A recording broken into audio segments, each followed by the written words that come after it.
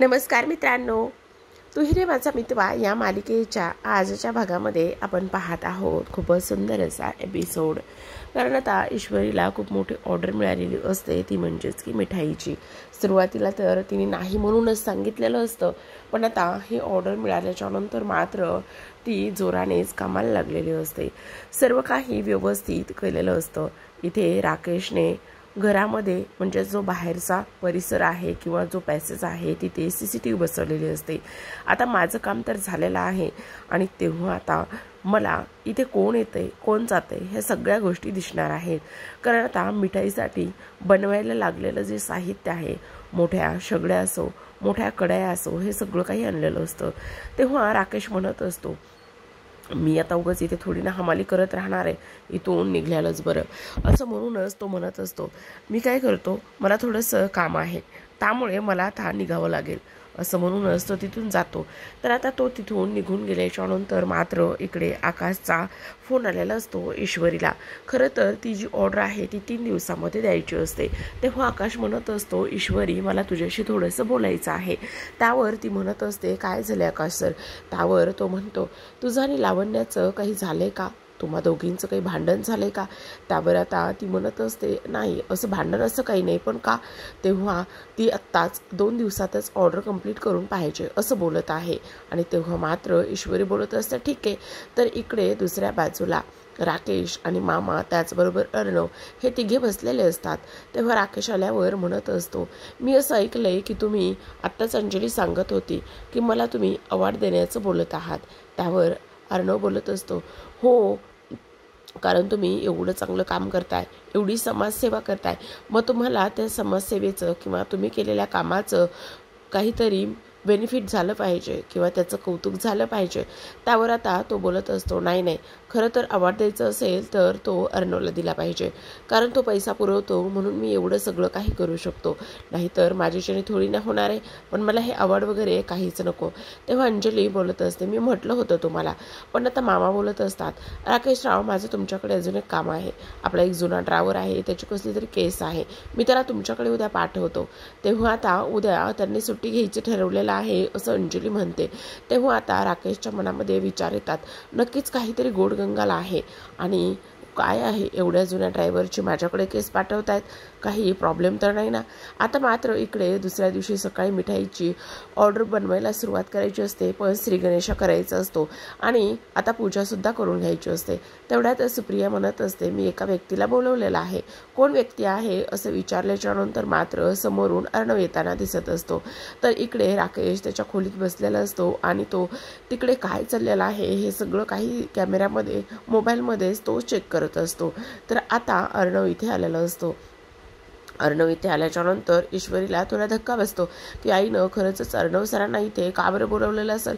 तेव्हा इथे तो बोलत असतो, काही प्रॉब्लेम आहे का तुला? तेव्हा ती बोलत असते, नाही नाही, मला कसला प्रॉब्लेम आहे, मला तर काहीच प्रॉब्लेम नाही आहे. तेव्हा आता चला पूजा करून घेऊया. अर्णव चल तुझ्या हाताने पूजा कर.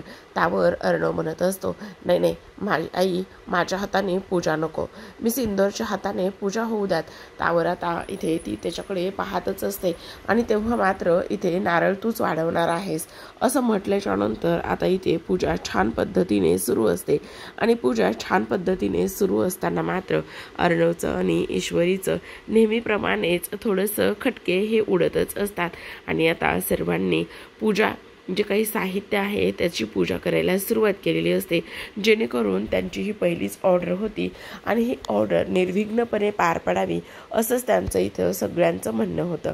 आता मात्र ईश्वरी अर्णवकडे पाहत असते की हा एवढं सगळं काही का करत आहे आणि त्याचबरोबर अर्णवसुद्धा तिच्याकडे पाहतच असतो.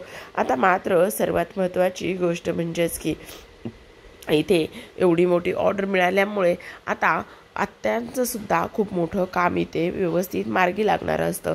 आणि त्याचबरोबर आता ईश्वरीच्या हातून सुद्धा ही पूजा निर्विघ्नपणे पार पडलेली असते आणि अर्णव मात्र तिला किती महत्त्व देत आहे ही गोष्ट समजलेली असते.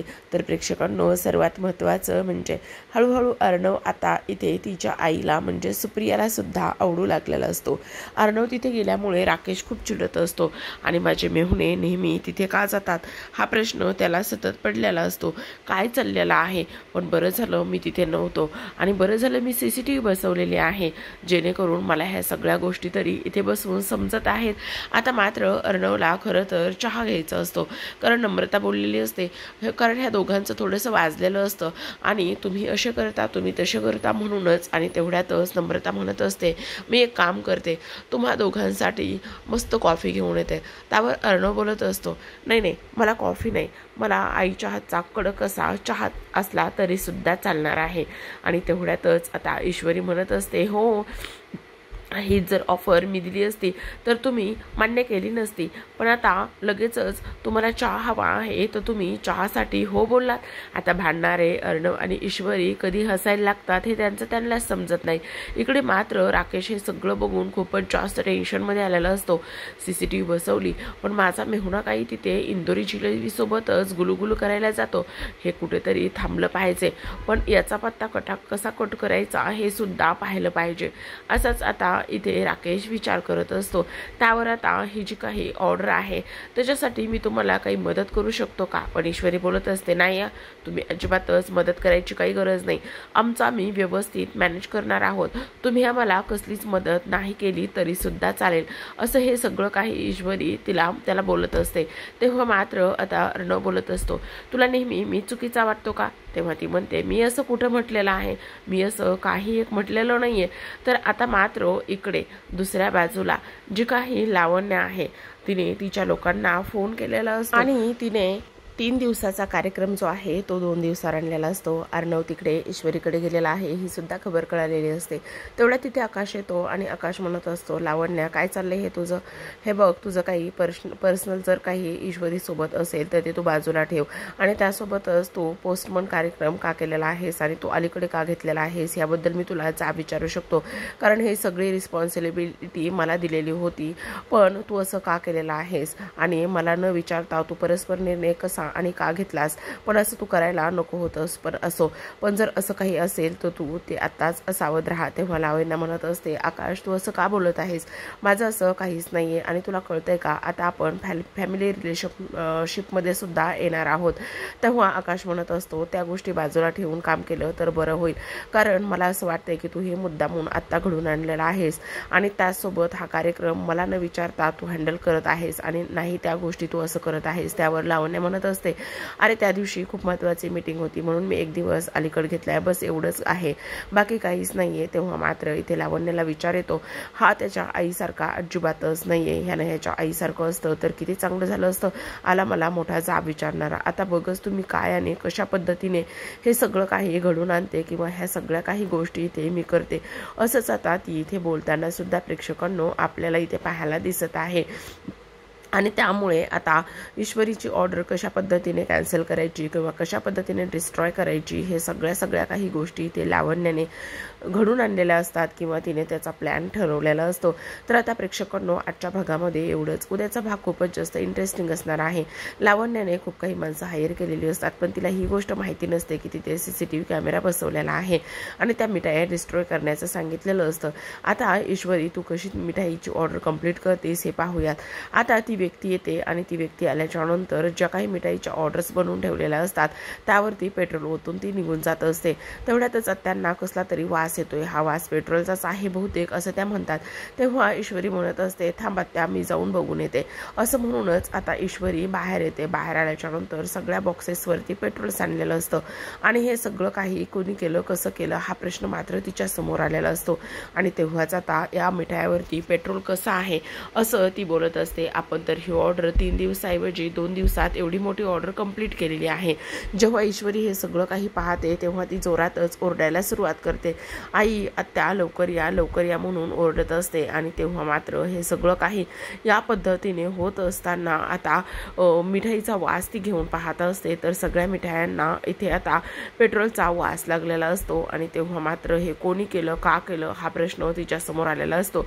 पण आता ह्या सगळ्या गोष्टीतून ईश्वरी कशी सावरेल आणि त्याचबरोबर हे सगळं लावण्याने घडून आणलेलं आहे का हे सुद्धा सगळं पाहणं खूपच जास्त रोमांचक असणार आहे.